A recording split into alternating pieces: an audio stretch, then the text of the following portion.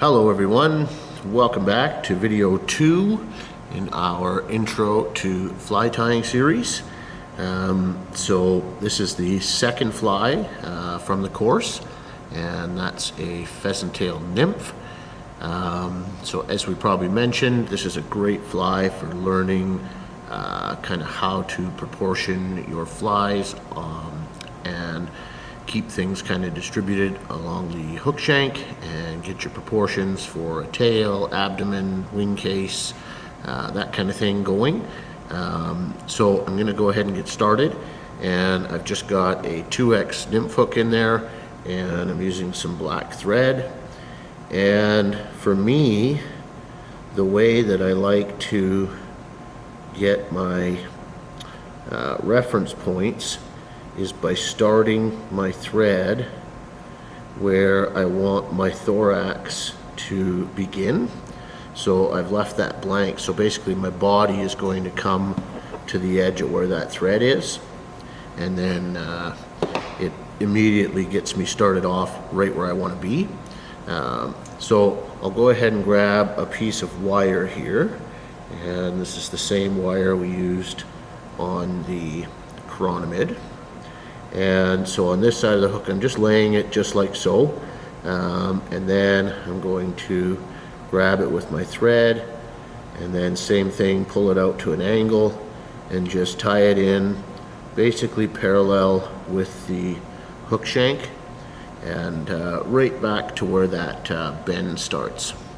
So from there, I'm just going to grab a pheasant tail feather, and so I'm going to kind of stand up, 7, 8 fibers and peel them off the stem, and then just make sure the tips are lined up kind of like so. And then from there, you want a tail about almost a shank length, maybe a little shorter. So I just measure kind of like so. Okay, that's about right, and then transfer that back. Now I can change hands, hold that in place, and just come right over the top with a couple wraps to secure that. And then I've got my tail tied in right on top. Then I'm going to pull these extra fibers back, tuck in underneath there, and then with those same nice even thread wraps, I'm going to work my way up the body to my finishing point there. Now I'm going to go back once, and this is just building a slight taper in the body. Don't need much, but you can see I've got a little bit of a taper going there. And from here, we're going to wrap our pheasant tail around the hook shank. Now, this is a feather, so you do have to be somewhat gentle with it. I just like to pull it over and pin it down, pull it over and pin it down, and just repeat that process. If you're learning with a rotary vise and you want to use that, I am a terrible example because I don't very often, but for that you would just grab these fibers and rotate your vise, keeping them in place. So we can get that tied off and nice and secure, and then trim out the excess, and we've just about got our body formed. So I just like to cover up everything there, make sure everything's nice and secure. And while I'm cleaning things up and while I'm doing that, you'll notice that I'm trying to keep a smooth transition here. The smoother we can keep things on a fly, the easier it makes wrapping materials. So now I'm going to grab this wire, and I think I've mentioned counter ribbing in the latter video, or in the last video. And so because I went away from myself with the pheasant tail, I'm going to come towards myself with the wire. If I go away using this pheasant tail, that wire can kind of bury itself in between some of those fibers, and if it ever comes unraveled, it'll just come unraveled. If we counter rib it, Then if it happens to come unraveled, the wire is going to hold it in place for a little bit longer. So same as the chironomid, we're just going to shoot for some open spiral wraps. 4 or 5 ribs is just fine. You're just looking for a little bit of segmentation on something like this. And then we can come up and over top of that wire and get it nice and secured. And then I'll go ahead and just helicopter that out of there. Okay, so now we've got a tail about the same length as the body, and our body's tied in. We've secured it with some wire. Now we need a wing case. So for that wing case, we're going to go back to those pheasant tail fibers, and I'm going to take a decent amount of them. So I've probably got, I don't know, 10 or 15 fibers here, but there's a pretty decent clump. And what I'm going to do is just kind of pinch them in my fingers like so, and then cut them off flush.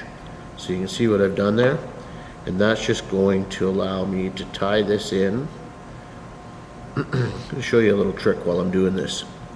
So I mentioned spinning your bobbin. Right now I just spun my bobbin clockwise, and you'll see if I go to tie this in, see how that thread is jumping away?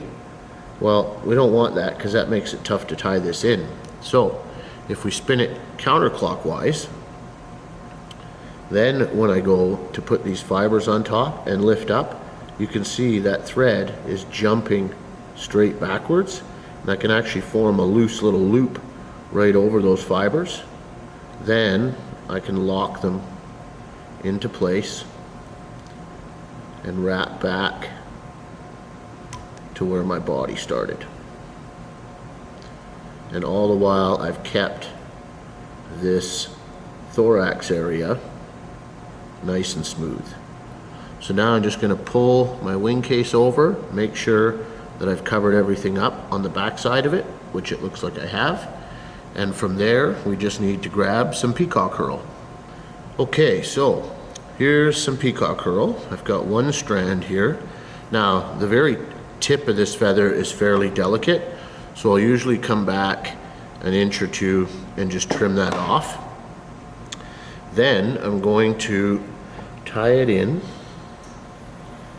with the, if you look at that, I've got the fibers, the prominent fibers facing downwards, and so I'll get that secured and then leave my thread just a little bit behind the hook eye.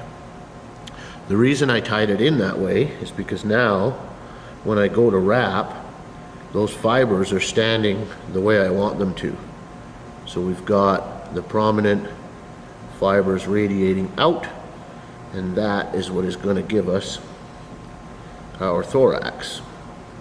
So I'm just going to wrap this forwards and then probably right over top again, and then back forwards. Then you can come right up over top, grab a hold of that peacock with some nice wraps, get it secured. That's pretty good. And then you can come in with your scissors, or you can pull it a little tension on your thread. So I'm just pulling down and then give that a pull, and it'll pop right out of there. Okay, so we've got our thorax in now. We've kind of cleaned that up, and we are ready to pull our wing case over. And so now I'm just going to gather up all these fibers and pull them right over the very top, and then lock them in with a nice wrap, just like so. A couple wraps over top, a couple wraps in front, and then we can come in with scissors, get in nice and close, and trim that excess out of there. So I didn't let go of these, what I trimmed out, because now I'm going to take about half of them and peel them out. Try to line them up somewhat even, and I'm going to just lay them down just like so. So I've got them kind of on an angle, and I can pinch them against the body and then come up and over with the thread and grab a hold of those fibers, and now I could pull them just a little bit so that I get them at the right length that I'm looking for. And then I'll grab the other clump, bring it over on this side, do the exact same process, grab those fibers and just softly pull on those. And then I've got both of them where I want. Now I'm going to take 2 or 3 tight wraps so everything's nice and secured. Come in, trim out that excess, and then just clean this head up, and by that I mean just cover up those butts. And then we can come in with our whip finisher, and with 3 or 4 turns create a neat little head on the fly, trim out the excess, and now we can kind of maneuver things a little bit where we want them. Those legs are a little high, so I'll just kind of push those downwards a little bit, fluff my tail up, and there we go. So that is the pheasant tail. So pretty neat little tie. It's this fly has been around forever and a day, and so it's definitely one that has proven itself over a number of years. But that's all there is to the little pheasant tail, and it's an awesome one to get a lot of practice on all kinds of different tying techniques. And if you get your proportions right on that, that's about what you're looking for. So that's all there is for that one. We've got one more video to complete the series, and so we'll do that one up next. But practice up on this one, teaches you a lot of skills, and will definitely help you when you go to tie other flies.